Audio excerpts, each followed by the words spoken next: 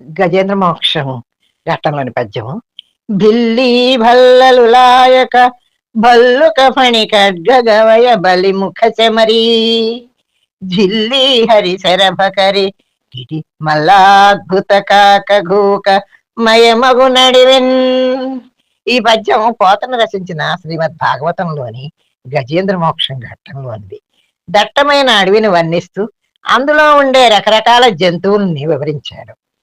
మగ ఆడ బిల్లులు, అడవి దున్నలు, ఎలుగుబంట్లు, పాములు, గురిపోతులు, కొండముచ్చులు, చెమరీ మృగాలు, ఈల పురుగులు, సింహాలు, శరభ మృగాలు, ఏనుగులు, శ్రేష్టమైన పందులతోనూ ఆశ్చర్యాన్ని కలిగించే కాకులు, గుడ్లగూబలతో ఈ అడవి నిండి ఉంది.